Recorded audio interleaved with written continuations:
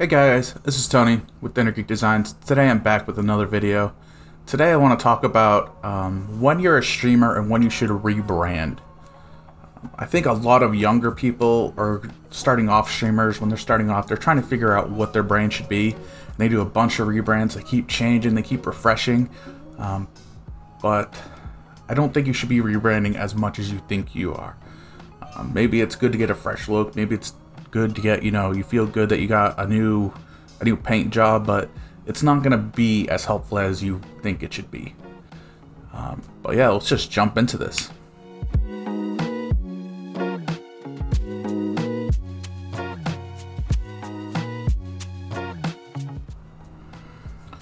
So when talking about when to rebrand as a streamer, I think there's a few things to think about. How many times have you rebranded in the past? Like when you were starting out, did you rebrand like 20 times? Not just including like a logo refresh. Those are two separate things. A logo refresh and a rebrand are two different things, but you can kind of use them intermittently for streamers. So say if you're, let's look at Tim the Tap Man, because that's the one that recently comes to my brain that rebranded. He went from the Bear Eagle concept to just Triple T. And I think these are drastic enough to notice that, hey, he wanted to make a shift in content and maybe have people take him a little bit more serious, since he's now not just this generic mascot logo looking thing. Now it's more, specifically what you're looking at when you see Tim the Tap Man. And it just wasn't that rebranded. His alerts changed, his panels changed, everything changed. It was a widespread rebrand. And pretty successful, I think. I like it. It looks pretty dope. It works for him. But what would cause that drastic of a shift that you want to take your branding as a streamer into a different direction? And that's, I think, what people should really consider. There's a few things. I think one of the big ones is maybe a shift in content, or a shift that you want people to perceive you as. So maybe you go from the you're just the big esports guy, and you just do crazy headshots and crazy trick shots, almost like what Shroud was and what Shroud has become today. And his branding has shifted with it. I think the last time his old branding was done was in Mixer, but when he came back to Twitch, he changed it and made it a little bit more fresh, a little bit more modern, a little bit more clean. And that kind of has led him to be a little bit more of a pronounced figure on Twitch, not just because he's one of the biggest, but because his branding backs it up, that shows that he has a little bit more of experience.